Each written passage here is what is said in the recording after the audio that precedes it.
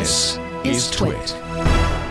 IRS, this is going to be really interesting to see how people react to this, is going to start requiring face recognition scans to access your taxes online.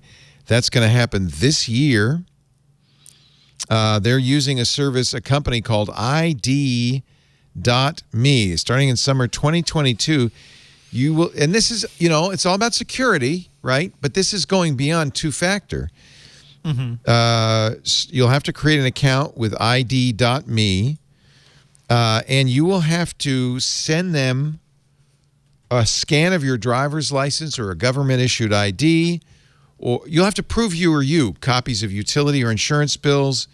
Maybe they'll ask you questions about your mobile phone service, but it's going a lot farther to say you are you. And I guess this is all because I guess the IRS is experiencing a lot of fraud. I don't know. It says 27 states are using ID.me. This is from Krebs on Security. 27 states use ID.me because of identity theft with benefits. It's becoming such a problem. But I think people are going to go, well, you want me what? And sometimes you have to do a video of yourself, a selfie video of yourself, a live video chat. What do you think? On the one hand, this is smart for security, but boy, ID.me is going to have all of our information. It's also complicated, and for people who don't, who aren't, there are people who are not necessarily, tech savvy that use online filing for their taxes and online access for their taxes. That may be the most advanced thing they do. Yeah. And for them, this is just going to, I have a feeling this will not stand. This will not be immediately required. I think it'll be optional, and maybe you'll work into it over time, but it's not, this won't stand. This seems like it's an ongoing story because actually last fall they announced that there would be some sort of like stronger biometric authentication. But I was looking at some of the reporting from this past week, and even the IRS is saying like it's not true. Like you don't have to submit facial authentication. That sounds more. That's more reasonable. So it's like. Yeah, so it's like, maybe they're in the process of like setting this up, and there's certainly issues with relying on a single company to do this, but yeah, especially a private company. Yep.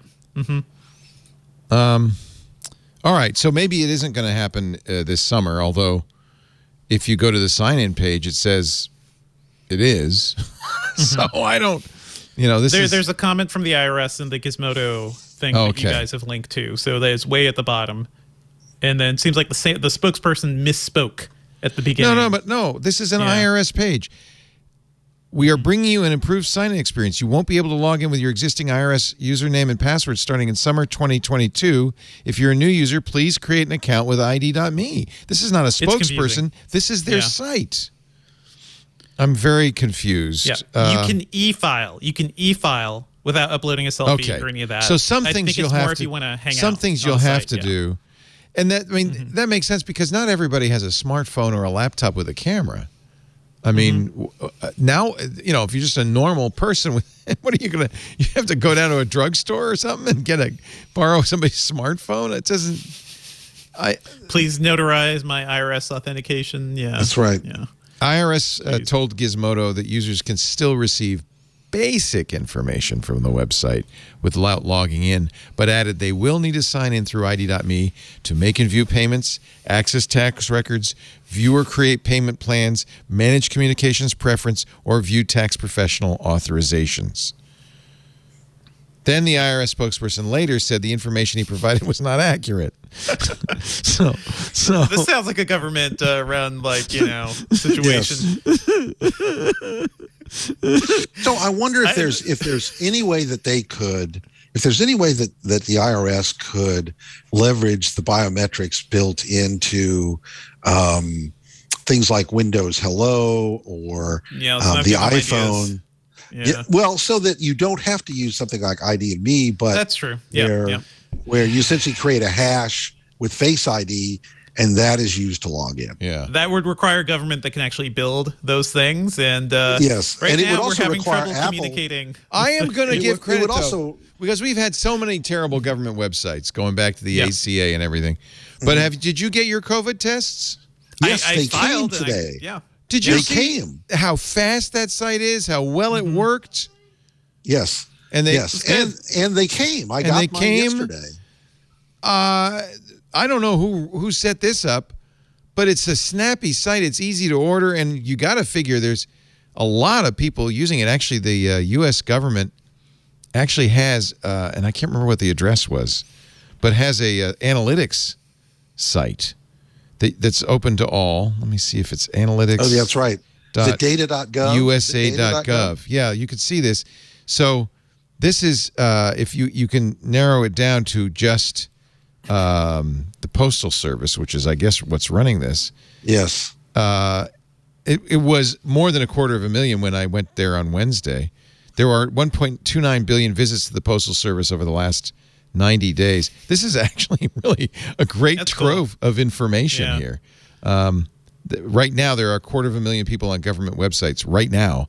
Number one, USPS, then COVID home test, then USPS, then COVID tests, and then login.gov. So there, the vast bulk of it is people getting COVID tests right now. It's surprisingly good. I wish it had come last year when we needed tests. It's a little late, right but before the waves. But it's okay. It's better here. better than never. I don't know if it's U.S. Digital Services. I have got to find out who designed that, because that site is fast, it's reliable, and even at the peak, right after it was just announced, it didn't crash. It didn't crash.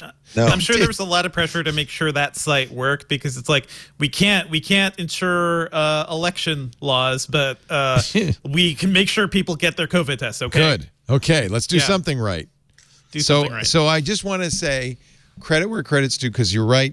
Not a great history of government websites and technology. This one worked pretty well. And by the way, they're using Log4j to keep track of all the logins, so you can be sure. No, I don't. I hope not.